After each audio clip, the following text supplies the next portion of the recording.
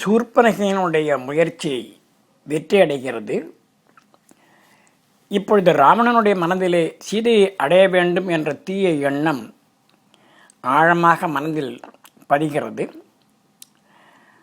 அவளை எப்படி அடைவது என்று அதற்குரிய திட்டங்களை வகுக்க முற்படுகிறார். இதில் யாருடைய உதவியை நாம் ஏற்றுக்கொள்ள வேண்டும் என்று எண்ணி பார்க்கிறான். மாயங்களிலே வல்லவனாக விளங்கக்கூடிய மாரீச்சன் அவனுக்கு துணையாக இருப்பான், அவனுக்கு உதவியாக இருப்பான் என்று எண்ணி அவனை அழைத்து இதில் உதவி செய்ய கோருகிறான். ஆனால் மாரீச்சன் முதலிலே மறுக்கிறான், தடுக்கிறான். இது வேண்டாம்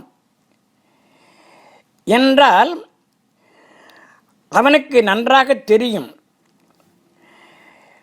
எப்படி முன்னே விஸ்வாமித்திரனானவன் ராமனை அழைத்து கொண்டு காட்டிலே வந்து யாகங்களை செய்ய வேண்டும் என்ற முயற்சி செய்த பொழுது கரணும் தூஷணம் எவ்வளவு தூரத்திற்கு அடி வாங்கினார்கள், அவர்களுடைய நிலை என்ன என்பதும் தாடகையினுடைய வதங்களை பற்றியும் நன்றாக அறிந்திருந்தான். அதனாலே அவனுடைய ராவணனுடைய முயற்சியை தடுக்க பார்க்கிறான்.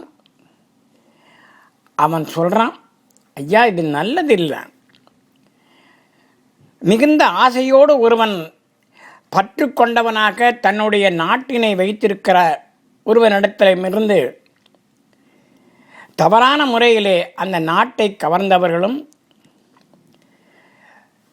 இன்னொருவருக்காக வாழக்கூடிய ஒரு பெண்ணை கவருவது என்பதும் தவறானது. அவர்களை தர்மதேவதை நிச்சயமாக தண்டிப்பாள். இதிலிருந்து யாருமே தப்ப முடியாது, வேண்டாம் என்று அறிவுறுத்தி பார்க்கிறான். நாரம் கொண்டார் நாடு கவர்ந்தார் நடை அல்லா, வாரம் கொண்டார் மற்ற ஒருவர்க்காய் மனை வாழும், தாரம் கொண்டார் என்று இவர் தம்மை தர்மம்தான், ஈரம் கண்டார் கண்டகர் உந்தார் எவரையா. யாரையா தர்மதேவதையினுடைய தண்டனையிலிருந்து தப்பிக்க முடியும் இம்மாதிரியான தவறுகளை செய்தால் என்பதாக சொல்கிறான். மேலும் சொல்கிறான், உனக்கு எதுக்குப்பா இந்த வேண்டாத வேலை? உன்னுடைய அந்தப்புறத்திலே எத்தனையோ அழகான பெண்களெல்லாம் இருக்கிறார்கள். உனக்கு பழைய சரித்திரங்கள் தெரியாதா? இந்திரனானவன் அகலியின் மேலே வைத்த தவறான ஆசையினாலே அவன் அழிவு பெற்றான் என்பது உனக்கு தெரியாதா? உன்னுடைய அரண்மனையிலே உன்னுடைய அந்தப்புறத்திலே எத்தனையோ பெண்கள் உனக்காக இருக்கிறார்களே, மீண்டும் எதற்காக இதை சொல்கிறாய்? தவறான முறையிலே உன்னுடைய சிந்தனையை செலுத்துகிறாயே என்பதாக அறிவுறுத்தி பார்க்கிறான். சொல்கிறான், ஐயோ வேண்டாம். அந்தரமுற்றான் அகலிகை பொறுப்பால் அழிவுற்றான், இந்திரன் ஒப்பார் எத்தனையோதாம் இழிவுற்றார், செந்திரு ஒப்பார் எத்தனையோர் நின் திரு ஒன்பார், மந்திரமற்றார் உற்றது உரைத்தாய் மதியற்றாய். ஐயோ மூளை இல்லாதவன் எப்படி பேசுவானோ அது மாதிரி உன்னுடைய சிந்தனை போகிறதே. மகாலட்சுமியை போன்ற எத்தனையோ பெண்கள் உன்னுடைய அந்தப்புறத்திலே இருக்கிறார்களே, இப்படி ஒரு அழிவு பாதையை தேடி போக வேண்டுமா? இந்திரனை போன்றவர்களெல்லாம் அழிந்தார்கள் என்பது உனக்கு தெரியாதா என்றெல்லாம் எடுத்து சொல்லி பார்க்கிறான். ஆனால் ராவணன் தன்னுடைய எண்ணத்தினை மாற்றிக்கொள்ள தயாராக இல்லை. அப்பொழுது அவன் சொல்கிறான், ஐயோ நான் உனக்கு உதவி செய்ய மாட்டேன் என்பதாகவோ மாயாஜாலங்களை செய்ய மாட்டேன் என்று சொல்வதோ எதற்காக என்று தெரிந்து கொள். உனக்கு அழிவு வந்துவிடக்கூடாதே என்ற ஆசையினாலே சொல்கிறேனே தவிர எனக்கு ஏதோ கெடுதல் வந்துவிடும், என்னுடைய உயிருக்கு ஆபத்து வந்துவிடும் என்ற பயத்தினாலே நான் இவைகளை சொல்லவில்லை.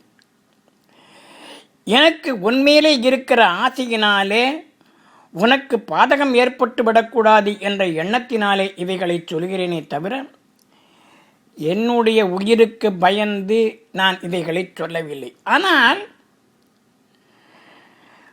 உனக்கு கெடுதல் வர வேண்டும் என்று இருக்கும் பொழுது நான் சொல்லக்கூடிய நல்ல வார்த்தைகள் கூட உனக்கு தவறுதலான வார்த்தைகளாகவே படும்.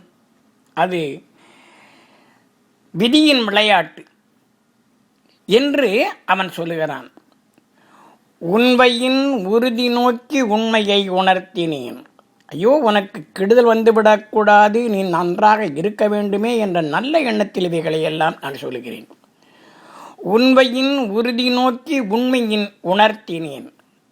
மற்ற என்பையின் இறுதி நோக்கி அச்சத்தால் இசைத்தேன் அல்லன். எனக்கு ஏதோ கெடுதல் வந்துவிடும் என்றோ என்னுடைய உயிருக்கு ஆபத்து வந்துவிடக்கூடும் என்ற காரணத்தினாலேயோ இதை நான் சொல்லவில்லை. நன்மையும் தீமையன்றே நாசம் வந்துற்ற போது உனக்கு கெடுதல் தான் வரணும் என்று இருந்தால் நான் சொல்லக்கூடிய நல்ல விஷயங்கள் கூட, நன்மை தரக்கூடிய விஷயங்கள் கூட நீ தீமையாகத்தான் நினைப்பாய். சரி, இனி நான் என்ன செய்வது என்று தெரியவில்லை. புன்மையின் நின்ற நீராய் செய்வது புகழ்தி என்றான். சரி, இனி என்னாலே ஒன்றும் செய்வதற்கில்லை. நீ உனக்கு கெடுதலை தேடிக்கொள்ள வேண்டும் என்று முடிவு செய்து விட்டாய். அதனாலே இனி நான் என்ன செய்ய வேண்டும் என்பதை சொல். உண்மையின் உறுதி நோக்கி உண்மையை உணர்த்தினேன். மற்ற என்பையின் இறுதி நோக்கி அச்சத்தால் இசைத்தேன் அல்லன். நன்மையும் தீமையன்றே நாசம் வந்துற்ற போது புன்மையின் நின்ற நீராய் செய்வது புகழ்தி என்றான். இப்போ ராவணன் அவனுக்கு சொல்லுகிறான், நீ எப்படியாவது ராமன் இலக்குவன் என்ற 2 பேரையும் சீதையிடமிருந்து பிரித்துவிட வேண்டும். அதற்கு நீ சீதையனுடைய மனதை கவரக்கூடியதாக ஏதாவது ஒரு காரியத்தை செய்து ராமனும் சீதையும் அந்த பொருளுக்காக தேடிப்போகின்ற ஒரு நிலையினை ஏற்படுத்த வேண்டும். அப்பொழுது சீதையானவள் தனித்து விடப்படுவாள். அப்பொழுது தனித்து விடப்பட்ட நிலையில் பாதுகாப்புக்கு யாரும் இல்லாத நிலையில் இருக்கும் பொழுதும் சீதையை நான் எடுத்து வந்து விடுகிறேன். அப்படியானால் என்ன செய்வது என்று கேட்கிறான். நீ பெண்கள் எப்பொழுதுமே ஒரு அழகான பொருளை பார்த்தால், கவர்ச்சியான பொருளை பார்த்தால் அதில் தங்களுடைய மனத்தை செலுத்தக்கூடும். அவளுடைய மனதை கவர்கின்ற அளவுக்கு நீ எதையாவது செய்ய வேண்டும் என்று எண்ணும் பொழுது, என்று சொல்லும் பொழுது,